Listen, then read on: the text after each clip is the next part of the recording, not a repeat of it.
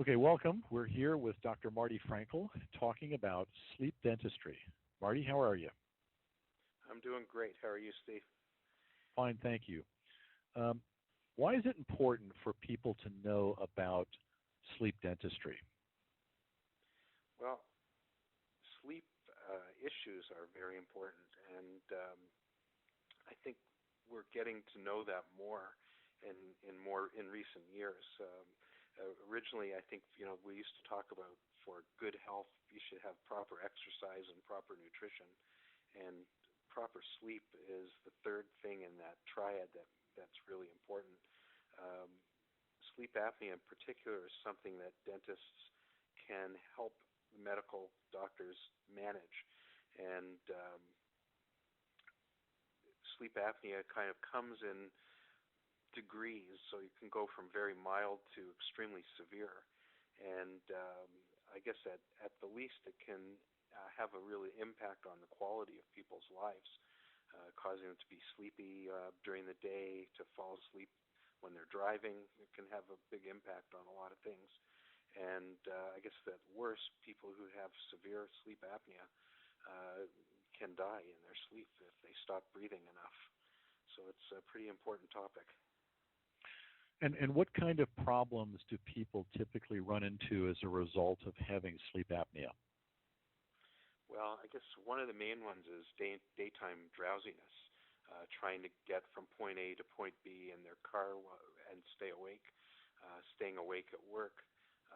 Sleep apnea, often people who have sleep apnea also snore, and snoring, as most people know, can have a pretty deleterious impact on people's relationships, their marriages, and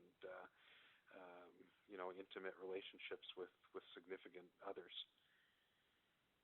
And for people that may not have heard of the term sleep apnea, how prevalent is this condition? Well, at least 10% of the general population suffers with sleep apnea.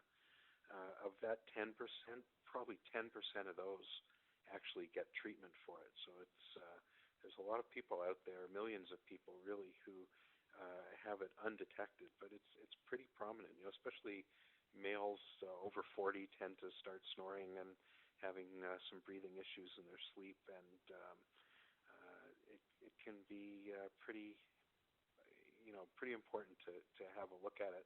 In fact, they say that adults on average go about 10 years with sleep apnea before it actually gets diagnosed. I think people think snoring and that is almost funny, so it's been kind of made jokes at as opposed to being taken seriously. And now I think people are starting to realize that it's quite a serious thing. So I think it'll, once that information gets out to the public, I think people will start to take it more seriously and will be diagnosing more of it. And what treatments are available to help correct sleep apnea? Yeah, well, the real sort of gold standard that the medical community uses is a CPAP machine. CPAP is continuous positive air pressure that's delivered through a mask that people wear over their nose, and the air pressure opens the airway and allows air to travel through the lungs into the lungs while people are sleeping, and it makes a huge impact on people's lives. But there's a lot of people that find the CPAP is uncomfortable. They either find that the mask is too tight or there's too much pressure from that, or sometimes, especially people with severe apnea, the pressure has to be turned up higher, and those people just can't tolerate the feeling of it. And that's where dental appliances come in. Oh, okay. Dental appliances can be used very effectively to treat mild to moderate sleep apnea, and they can also be used in certain cases for more severe sleep apnea patients as well. And it eliminates a lot of the issues that people have with the positive air pressure. It's an appliance they have to wear in their mouth, though. So, again, there's adaptations that people have to make to get comfortable with it.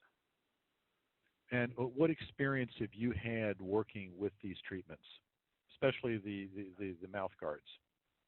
Yeah, well, these are.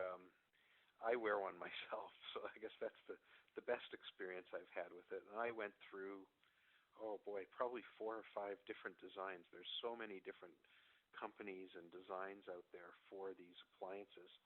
And for me, I found a lot of them very uncomfortable because basically if you've ever seen a night guard that people wear for grinding, it's sort of a plastic or acrylic horseshoe-shaped device that fits over the teeth. Well, for snoring, you have one of those on the upper teeth and one of those on the lower teeth, and then they're joined together. And what they do is they bring your lower jaw forward.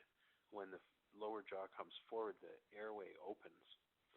And so some of the connectors in the original designs were on the inside, so they kind of took up the space that your tongue occupies.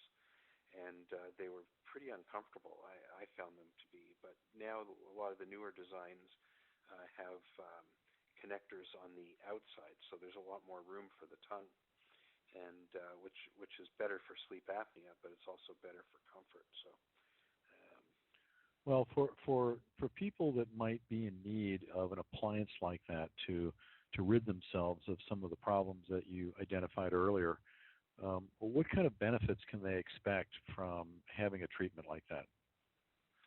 Well, for one thing, if they do have sleep apnea, that's going to improve. The way they rate whether it's mild, moderate, or severe is the number of times a person basically stops breathing in their sleep, and that's determined by a sleep study. So, a CPAP machine or a dental appliance, by opening the airway, allow a person to breathe more freely, and so the number of times that they stop breathing is dramatically reduced. So that's the main impact. So people have a better night's sleep. They're more rested. They just have more energy. They feel so much better. It really improves the quality of their life. And some people have told me that these appliances have also saved their marriage for a few reasons. One, it's really effective at treating snoring, and so that where people can't share the same bedroom, now they can. But also the person who has sleep apnea, because they're not getting a really good quality sleep, sometimes they're pretty grumpy during the day. And when they start sleeping better, their personality changes. They just become more like themselves, like they used to be, and that alone has saved a lot of marriages. Well, Dr. Marty, this has been some great information for people who may be suffering with those types of daily issues.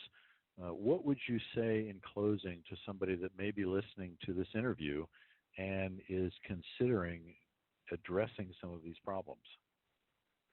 Well, I think it's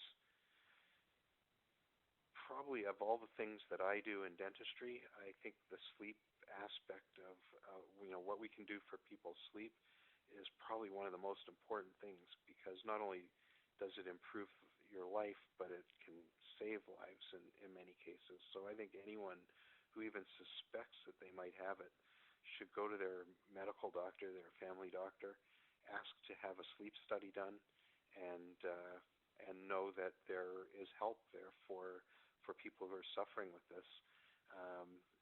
Depending on what it is, a dental appliance is often the best way to treat it.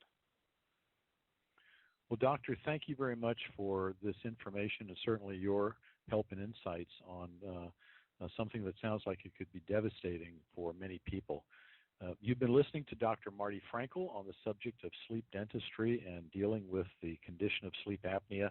Have a great day.